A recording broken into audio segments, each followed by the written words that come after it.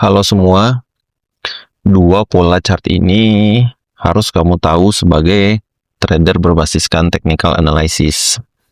Jadi di dalam dunia technical analysis itu ada dua pola yang bisa kita gunakan untuk mendeteksi pelemahan pergerakan harga. Contoh, jika dia sedang turun, kita bisa tahu kalau tanda-tanda penurunan ini sudah melemah dan ada potensi untuk berbalik arah menjadi naik.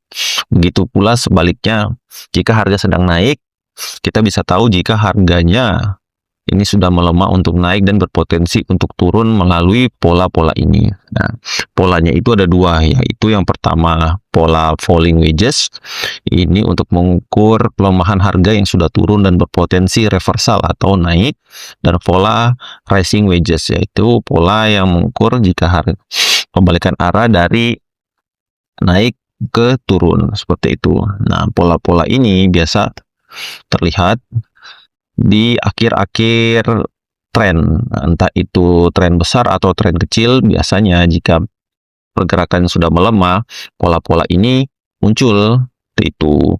Nah, dari sini kita juga bisa menjadikan pola-pola ini sebagai setup trading kita, dengan risk dan reward yang bisa diukur juga. Jadi semuanya sudah diperhitungkan di awal jika kita menggunakan pola ini, mencari-cari pola ini di dalam trading kita, seperti itu.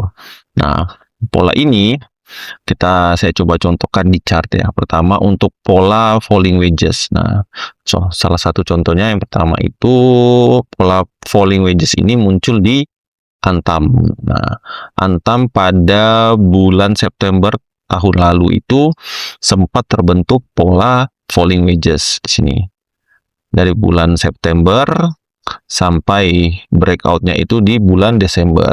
Nah, ketika di sini pertama harga turun dulu, selanjutnya dia membentuk pola falling wedges-nya. Ini berarti ada tanda-tanda pelemahan. Setelah di breakout, harga langsung naik, terbang ke atas. Nah, kalau untuk pola rising wedges-nya itu ada di Raja sebelum koreksi kemarin. Nah, Raja harga naik, kemudian di sini membentuk pola rising wedges. Nah, sejak bulan Oktober dan breakdown-nya itu di bulan Januari. Nah, sekarang kemudian harga turun setelah di breakdown. Nah, salah satu tandanya juga jika terbentuk pola ini yaitu munculnya divergence. Nah, jika yang muncul adalah rising wedges, kemungkinan besar juga terdapat divergence.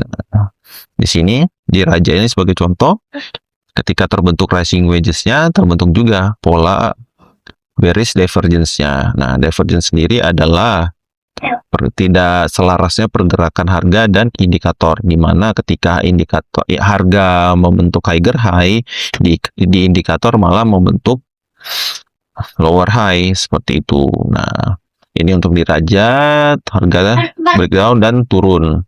Begitu juga di Antam tadi.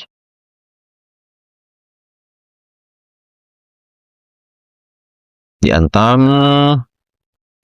terbentuk polanya falling wedges dan kemudian terbentuk juga bullish divergence. Nah, breakout dan naik. Dan kalau untuk yang falling wedges itu di harga membentuk lower low, tapi di indikator membentuk higher low. Nah, ini naik, jadi tidak selaras arah pergerakannya. Nah, bagaimana cara mengukurnya untuk sebagai setup trading kita? Nah, untuk setup tradingnya adalah yang pertama kita menunggu dia breakout. Nah, setelah breakout, di mana batas level stop loss-nya? Untuk batas level stop loss-nya itu kita mengambil di batas swing ini, di bawah swing terakhirnya, swing low terakhirnya. Ini bisa menjadi batas stop loss kita, seperti itu. Nah, seperti ini. Jadi jika harga jebol di bawah ini, berarti ya kita harus cut. Nah, untuk target TP-nya sendiri, kita bisa mengukur dari sini ke sini. Nah, lalu ini tinggal dipindahkan saja ke titik breakout-nya. Ya, berarti target TP-nya adalah di sekitar sini. Nah, jadi 1:1 targetnya. Seperti itu. Nah, begitu juga dengan rising wedges. Di mana target penurunannya sama. Tetap 1:1. Ditarik garis dari sini.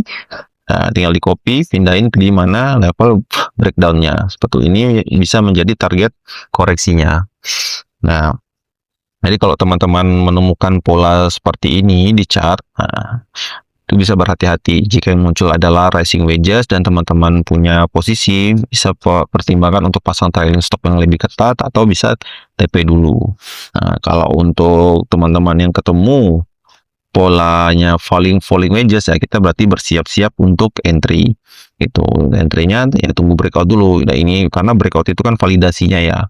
Apakah pola ini valid atau tidak, karena ya bisa saja pola ini invalid jika dia gagal breakout dan malah terus terjun ke bawah, jatuh ke bawah harganya. Seperti itu.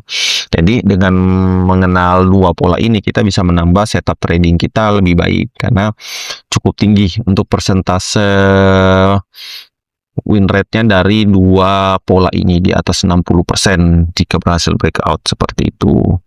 Jadi ini pola yang tidak terlalu sulit untuk dicari. Teman-teman tinggal lihat aja ketika harga turun dan kemudian menyempit antar swingnya, nah itu kemungkinan bisa tanda-tanda ada munculnya falling wedges. Begitu juga untuk yang polar rising wedges. Nah, jika teman-teman melihat harga terus naik tapi di swing high-nya itu mulai menyempit jaraknya, ya kita bisa consider hati-hati dulu karena berpotensi terbentuk rising wedges dan harga akan berbalik arah seperti itu. Jadi sekian untuk pembahasan dua pola ini, semoga bermanfaat. Terima kasih.